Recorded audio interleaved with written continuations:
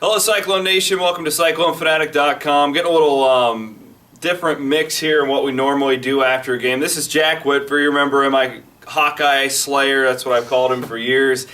He's our Cyclone Reaction co-host on the Cyclone Radio Network. We're here at the Clear Channel Studios. Just got done shooting Cyclone Reaction today. I wanted to talk to Jack and get his overall thoughts on today's football game for Iowa State, a 30-23 loss to the Kansas State Wildcats. And I'll tell you what I thought, Jack. I thought Iowa State legitimately could win this game going into it, and they did not do anything to make me wish that I hadn't been preaching that all week, because two pretty evenly matched football teams, and just kind of like we talked about last week, they just showed that toughness, and they're playing their best football at the end of the year. Yeah. And you made a comment right when you walked in that rung true with me. That's what I'm disappointed about is the season's over, except for the bowl game. They're playing such good football that I want to see 3 or 4 or 5 more games, and I frankly can't wait till the bowl game, and I can't wait till 2012. Yeah, and we'll find out about the bowl game coming up on Sunday afternoon. Again, we have no clue at this point in time. Got Bedlam still coming up here. That's probably going on by the time you're seeing this. But Jack,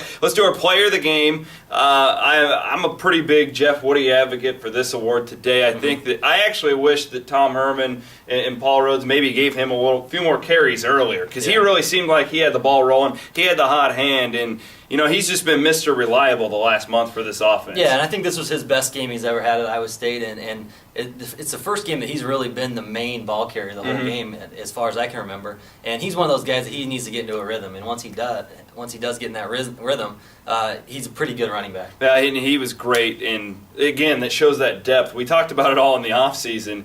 You're like, 4 running backs. Where are all the carries going to come from? You found out today because Hollis went down, Wyatt went down. They were both dinged up, and Jeff Woody was the last man standing and just played an outstanding football game. The defense, what I took away from today was that goal line stand. Yeah. The second week in a row against Oklahoma and Kansas State. It's first and goal from the 1. You stop Colin Klein. Colin Klein was one of the best in the country inside the 5-yard line, and to stop him 3 times in a row was quite the job, and at an important part of the game. I mean, that was huge in that game. Yeah, some helmet stickers want to hand out. I think Aaron Horn, what he's done stepping in for Josh Lynn's at kick return, I think he deserves one.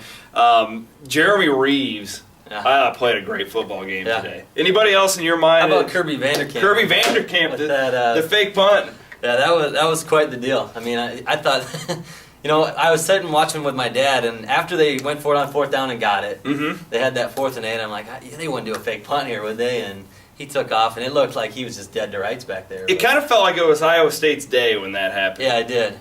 And, it's really disappointing to not get that win as well as they played. At the end of the day, the defense just couldn't get the one stop they need to get. It's like they ran out of gas. But you can't take anything away from these guys. They're playing really good football right now. And it's hard to remember, too, sometimes. That's the 12th ranked football team in the country that Iowa State took to the wire. Again, it's a loss. Jack and I, if you listen to the show, we're not into the moral victory side of things normally. But this program is heading in the right direction, and I don't think anybody can argue with that. So, Jack, hopefully Learfield sends us somewhere warm for the bowl game. I don't know what they're going to do with us. I can't wait, and have just to get 20 more practices with these guys. We have a lot of young guys on this football What's that team. mean? I mean, when you had the bowl practices, I always hear it's way more important for the scout team guys than it is the guys who you're actually seeing on Saturday. Well, what are those bowl practices like from your perspective? Well, for the first couple of weeks, you don't know who you're. I guess you're going to find out who you're playing this weekend, but you're not really as worried about the actual game plan. You're more worried about just football fundamentals. And at that point, you're trying to get your starters healthy.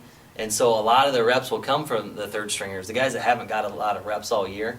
But those are guys that are going to have to step up next year. So it's just like a head start for those guys before spring ball to start looking towards next year. All right, Jack. Well, I appreciate it. We will see you again. We don't know where at this point in time, but we thank you. Thanks for coming to CycloneFanatic.com. That's Jack Whitver. I'm Chris Williams. As always, go Cyclone.